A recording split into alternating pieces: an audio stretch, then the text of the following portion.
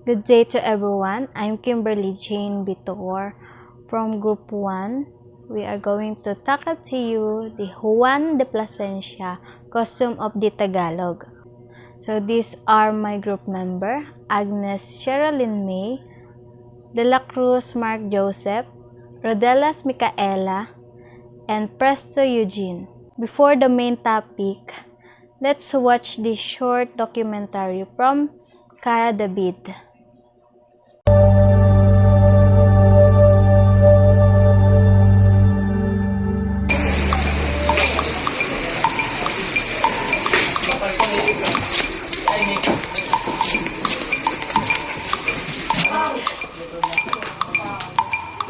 Pigil ang hininga ng lahat habang maingat na sinuri ni Dato Mandagsangan ang bituka ng inalay na manok.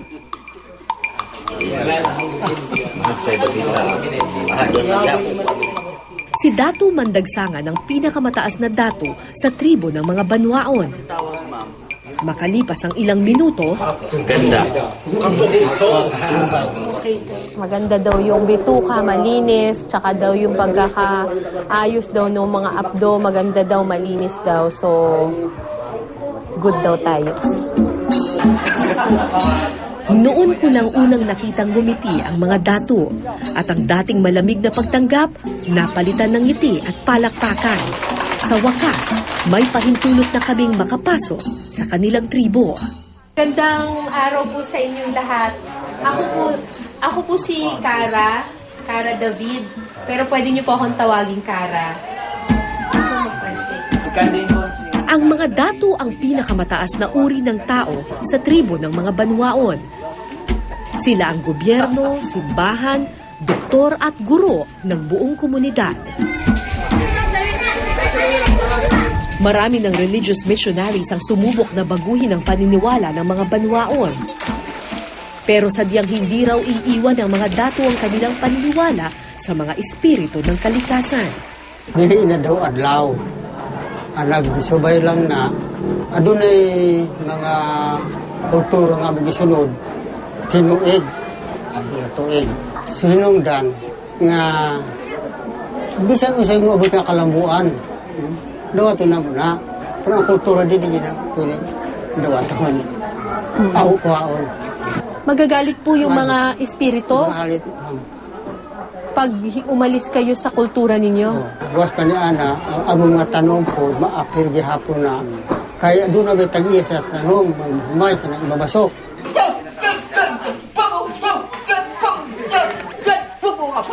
Katulong ni Dato Mandagsangan sa pagpapanatili ng kultura si Dato Mansakali, isa sa pinakamatanda sa kanilang tribo.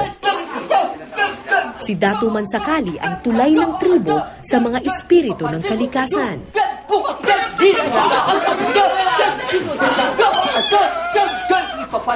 Nung araw na iyon, papangunahan ni Dato Mansakali ang isang taunang ritual na kung tawagin nila'y singampo. Ginagawa ito tuwing panahon ng pagtatanim.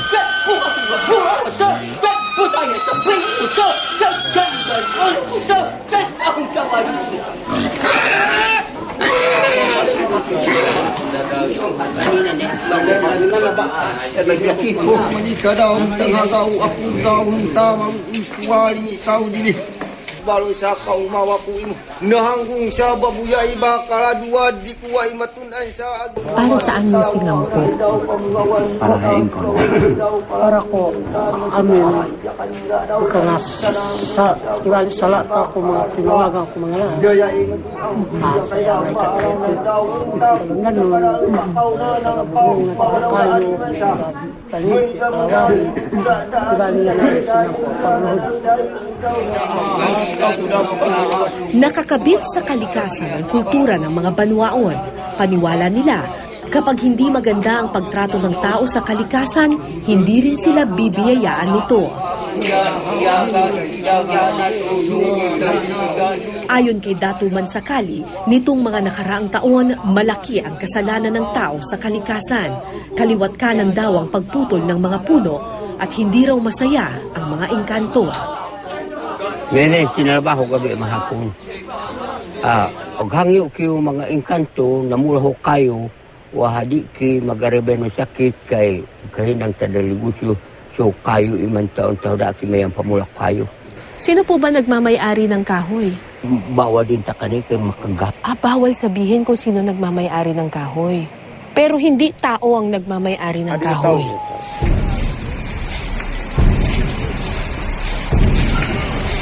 Natatakot ang mga banwaon na kung magpapatuloy ang paglapastangan sa kagubatan, tuluyang magagalit ang mga espiritu at ito ang magdadala ng gutom, kalamidad at sakit sa buong tribo. Bilang pagsusumamo doon sa mga espiritu, gumawa sila ng parang ritual na ito. Merong alay na baboy, may alak, tapos may manok, may kandila. Yung nakikita nyo naman doon na parang inukit, na parang hugis tao, representation yan ng tao. At saka kung ano yung ginagawang ang kasalanan at kung paghingi nila ng paumanhin sa mga engkanto, sa mga espiritu. Pagkatapos ng mahabang pagdarasal ng mga dato, inilabas na ang mahabang sibat.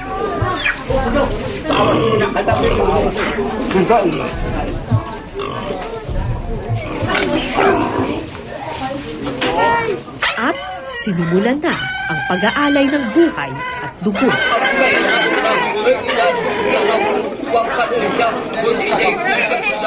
Sa atin siguro sa mga taga-syudad, hindi natin lubusang naiintindihan, naaawa siguro tayo pag nakakita tayo ng mga ganitong klaseng mga hayop na pinapatay sa harap natin. Pero yung paniniwala ng mga katutubo, ng mga lumad, itong mga animals na ito, itong mga hayop na ito, ang higher purpose in life nila ay yung ma-offer sila sa isang ritual katulad nito. Pagkatapos tusukin ng alay, sinunog ito at saka binalatan. Hanggang lumabas ang kulay puti nitong balat, isang simbolikong paraan ng paglilinis sa alay.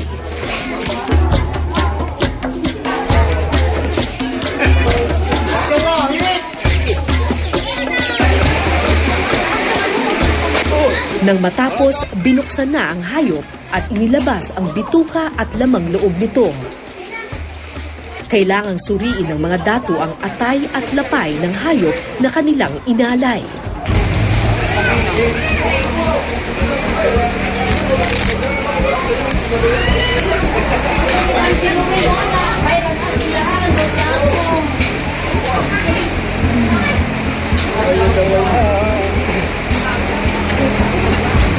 Dito malalaman ang sagot ng espiritu sa kapalaran ng kanilang tribo.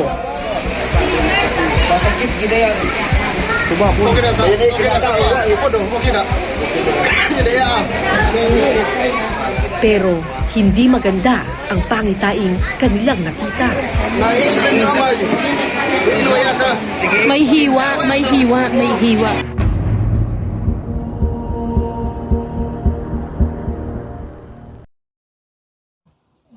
Juan de Plasencia. Si Juan de Plasencia ay isang Spanish friar at kabilang sa first Franciscan missionaries ng Pilipinas. Missionaries ng Pilipinas. He spent most of his missionary life in the Philippines. He authored several religious and linguistic books. Kabilang dito, yung most notable work niya is yung Doctrina Christiana or Christian Doctrine, which is yung Christian doctrine na yun, yung first book ever printed in the Philippines. Juan de Plasencia was born to the illustrious family of Portocarreros in the Plasencia in the region of Extremadura, Spain in the early 16th century. He was one of the 7 children of Pedro Portocarrero, a captain of a Spanish schooner. Juan de Plasencia grew up during the period known as the Siglo de Oro, a golden age when arts and literature flourished in many parts of Spain, including his native Extremadura. Fray Juan de Puerto Carrero del Convento de Villanueva de la Serena was his full real name. Arrival in the Philippines. So, paano nga ba nakarating si Juan de Plasencia sa bansa? Una, noong May 31, 1577, naglakbay si Fray Juan kasama yung mga iba pang misyonaryo galing Seville papuntang port ng San Lucar de Barrameda. Then, kinagabihan ng June 24 din, naglakbay sila patungong high seas. Nakarating sila ng Mexico, September, and after 6 months, March 1578, tinuloy nila yung paglalakbay patungong port ng Acapulco. Yung ginawa lang nila sa port ng Acapulco is nagkuha lang sila or naghanap sila ng supplies nila o much needed supplies na kailangan nila like food and other stuff. So then yon July 2, 1578, yung arrival nila sa Cavite dito sa Pilipinas. July 2, 1578. Then, yun, after 2 months ng pagdating nila, nagumpisa nang mag-preach si Juan de Plasencia around Laguna de Bay and Tayabas, Quezon sa Quezon Province with another missionary, si Diego de Orpeza, Fray Diego de Orpeza. Si Juan de Plasencia is known to be a defender of a native population looking after the poor, and nanindigan siya sa kung ano ang tama at yung nararapat.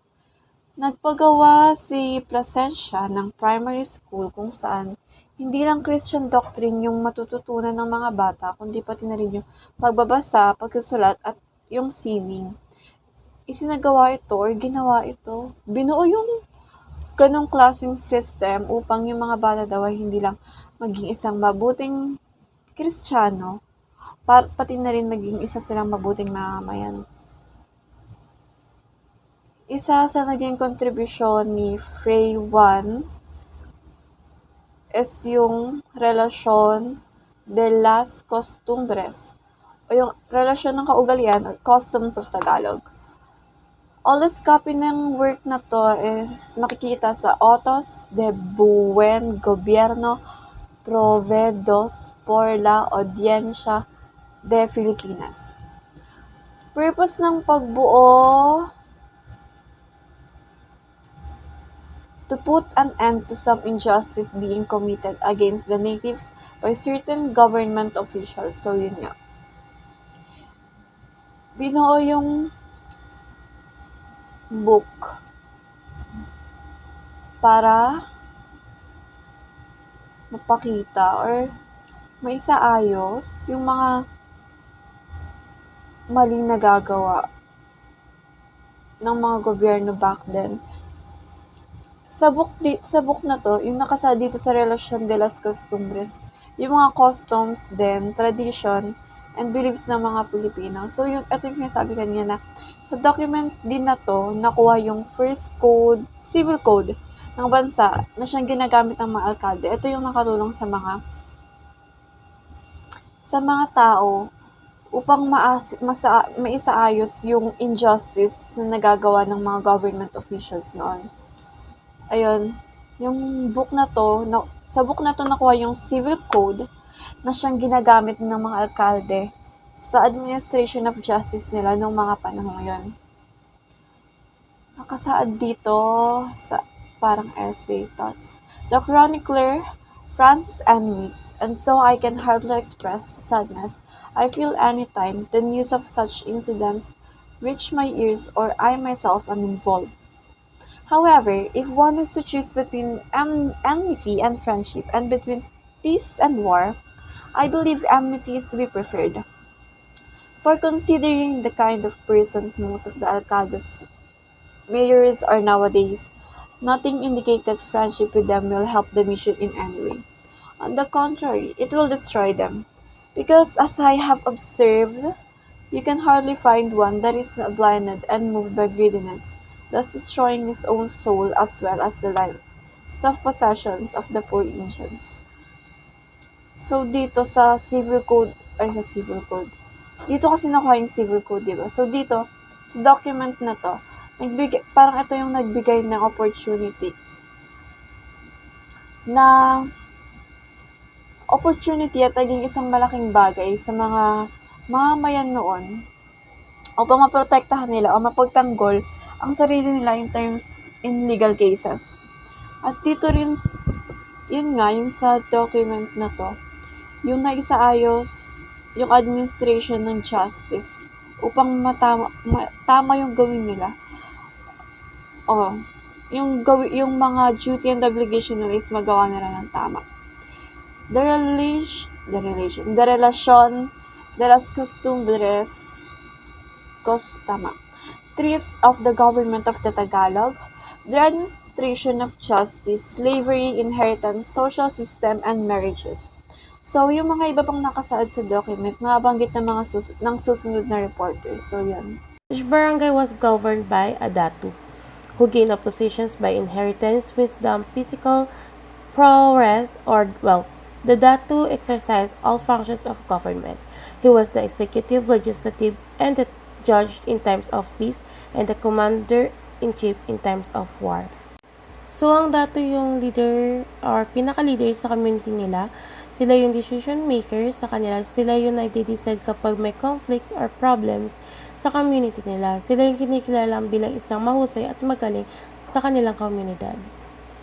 So, they have 3 classes naming first is nobles or maharlika, commoners or aliping na mamahay, and the last is slaves or aliping sa gigilar. First is nobles or maharlika. They are free people and they don't have to pay taxes to the datu. And their responsibility is they are need to join to assist the datu from day-to-day activities. So, maharlika needs to be trained to be as fighters, kaya sila naging warriors. Kasi sila inaasahan na lumaban sa kanilang community kapag may wars or conflict sa communities nila. So, what if maharlika wants to move to other barangay? Pinagbabawalan ng datu yung maharlika na lumipat ng ibang barangay kasi sila yung nagsisilbi as warriors or protectors ng kanilang community. So, if maharlika wants to move to other barangay, pwedeng manghina yung peraso ng datu. Kaya ginagawa ng datu ay kailangan nila magbayad ng malaking gold tiles ng isang maharlika para lumipat sa ibang barangay at kailangan din nilang gumastos sa padespedida nila. Next is commoners or aliping na mamahay. Belong in the middle part of the caste system, the aliping na mamahay own their own house and serve their masters by paying tribute or working on their fields, where the commoners and serfs.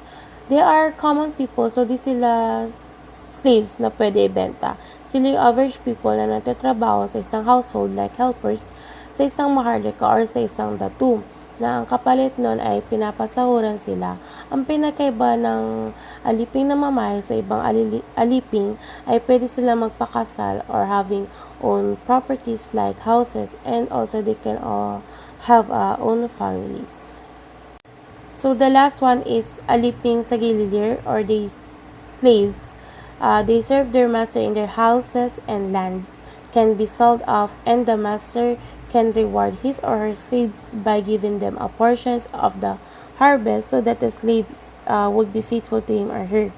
So, kapag sinabing alipin sa gigilir, sila yung mga gumagawa ng mababang ng klase ng trabaho like heavy and expensive labor. Sila rin yung pwedeng ibenta ng kanilang amo o di kaya pinibenta nila ito upang pambayad ng utang ng amo nila. So, para wala silang buhay o sariling desisyon. Para nagkakaroon ng aliping gigilir, ito ay kapag meron kang malaking kasalanan o di kaya hindi ka nakapagbayad ng utang. Ang pinakaiba sa aliping na mamahay sa aliping gigilir, ang aliping na mamahay ay meron silang own property tulad ng bahay, malaya din silang gumalaw at kaya nilang gawin yung gusto nilang gawin. Samantala sa aliping gigilir ay nakatira sila sa mismong bahay ng kanilang amo at hawak ng kanilang amo yung buhay nila. Kailangan yung bawat galaw at bawat kilos nila ay dapat alam ng kanilang amo. So it have a situation when it comes to marriage. Kung ang aliping babae at maharlika na lalaki o kaya alipin na lalaki at maharlika na babae ay nagkatuluyan at nagpakasal at nagkaroon yung anak nila ay mahati. The first child, whether male or female, ay mapupunta sa tatay. Kasunod yun yung third and fifth child at maaari sila maging maharlika, while yung second, yung fourth and sixth child ay mapupunta sa nanay at pwede sila maging alipin. Their houses are made of wood, bamboo, and ipapam. Sa isang katutubong bahay na ginagamit sa Pilipinas, ang katutubong bahay ay gawa sa kawayan na itinali ng magkasama na may isang bubong gamit ang dahon na nipa o anahaw. Ang bahay kubo ay gawa sa kawayan na pinagtali na nipa, angkop ito laban sa hangin at ulan. Ngunit ito ay madali masira sa bagyo at madali mapalitan. Parisukat ang hugis ng mga sinaunang bahay. Ang mga ito ay may 4 na dingding at may 1 o 2 silid. Ang mga dingding ito ay yari sa kahoy at pawid. Ang iba naman ay ginagamitan ito ng kugon sa halip ng pawid. Ang haligi ay yari sa malaki at matitigas na kahoy. Ang mga ito ay nakabaon na may 3 talampakan sa ilalim mula sa lupa at nakapatong sa malalaki ng patag na bato. Nilalagyan din ng bato ang paligid ng haliging upang maging matatag ito. Mga maikling poste na umaabot sa sahig ang inalalagay sa ilalim ng bahay bilang dagdag suporta ito. My name is Marc DJ Delacruz. Ang aking pong topic ngayon ay mode of dressing of male and female. Una sa male, headgear is called putong, symbolizes the number of persons the wearer had killed. O yung putong ay piraso ng tela na binabalot sa ulo. Ang pulang putong ay sinusuot kung nakapaslang ka na ng isang tao. Bordadong putong naman pag nakapaslang ka na ng mahigit sa 7 tao. Sa upper. A jacket with short sleeve called kangan. O yung kangan ay isang tsaleko na walang kwelyo o manggas. Ang pulang kangan para sa datu o chieftain. Itim o asul para sa mababang katayuan naman. Lower, ang bahag. Bahag ay piraso ng telang nakabalot sa baywang at may habang hanggang hita. Sa female, sa upper part ay baro or kamisa. Sa lower naman ay saya or barot saya. Na etong dalawa na to ay kadalasang gawa sa pinya fibers o tela ng pinya. Tela na gawa sa pinya.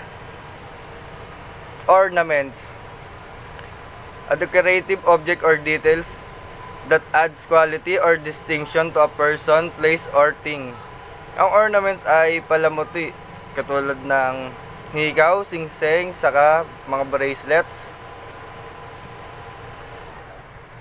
Government, the unit of government is called barangay, ruled by a chieftain and consists of 30 to 100 families together with their relatives and slaves.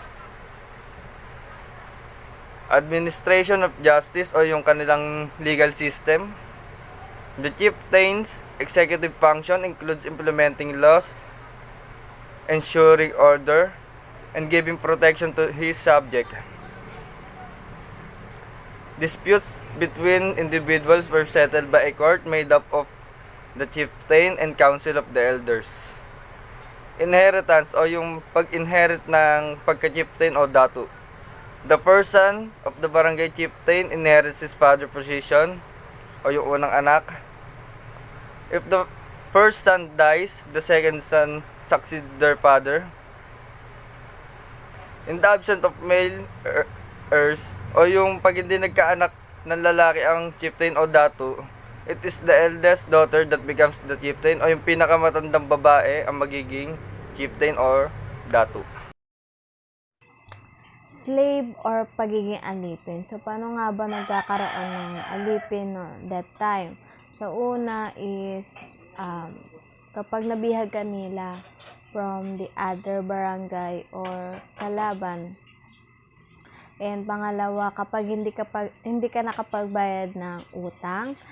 At pangatlo is lahi nyo na talaga na pagiging alipin. Pang-apat is yung purchase or pinalit ka bilang pagiging alipin. At panghuli is kapag nakapag-commit ka ng mabigat na kasalanan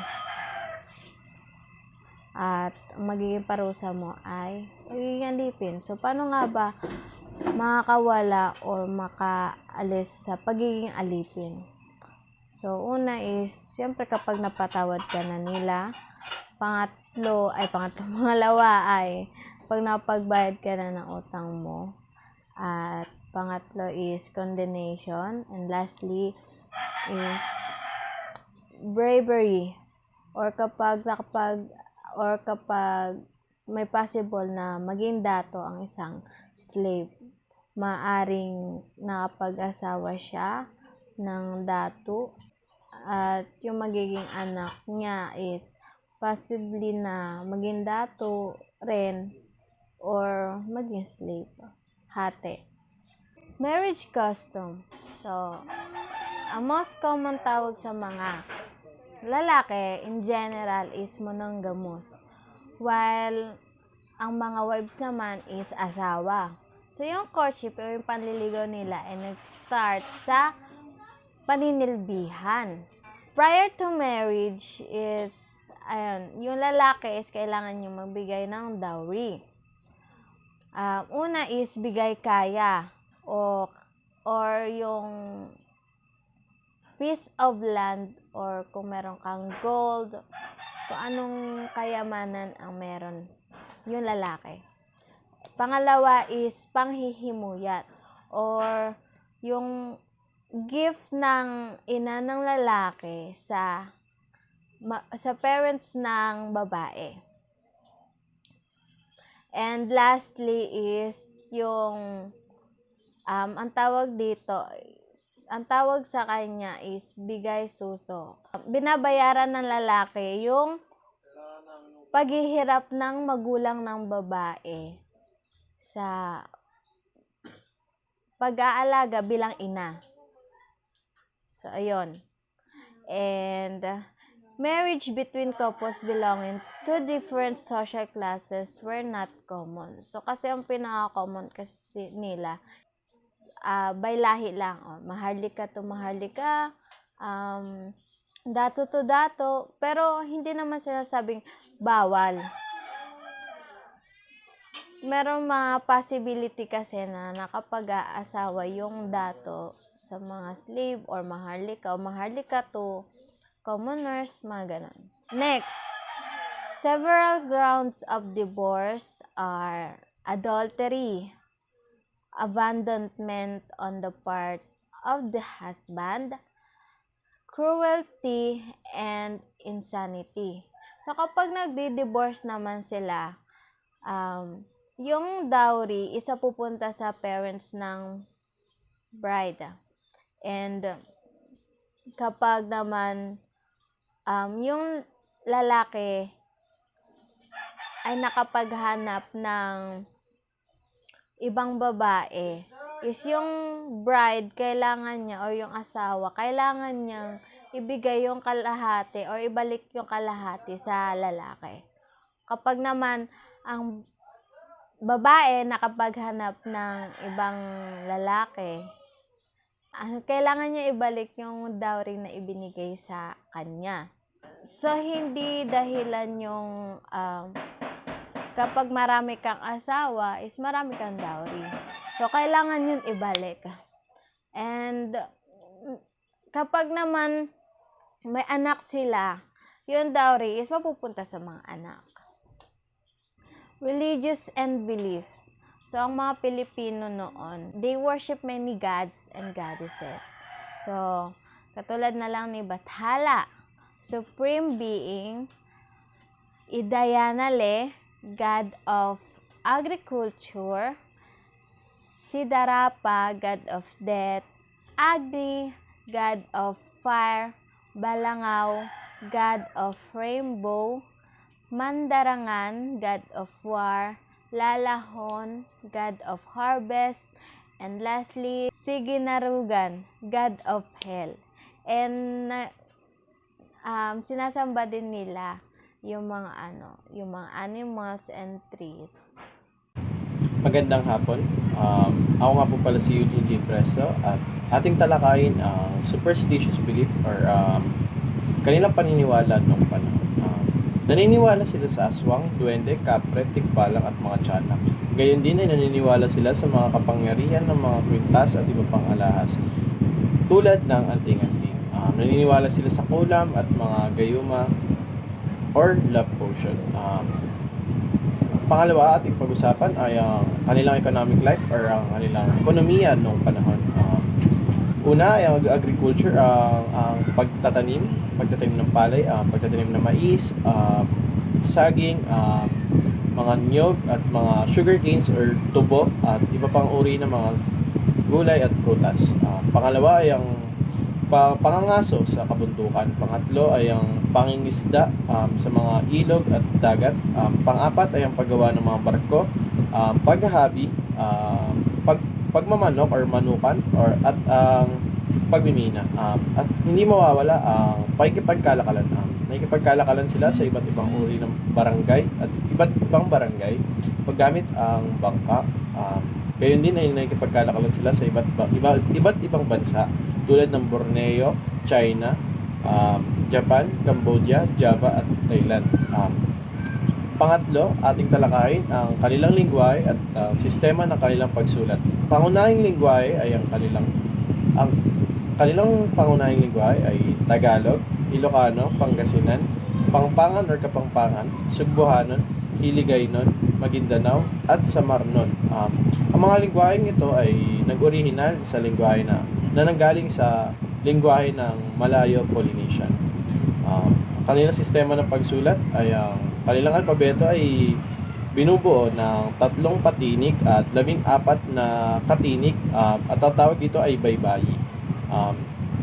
Ang kanilang panulat ay gumagamit sila ng kawayan na matulis ang dulo upang magsilbing lapis at ang ginagamit nilang tinta ay nanggagaling sa mga puno.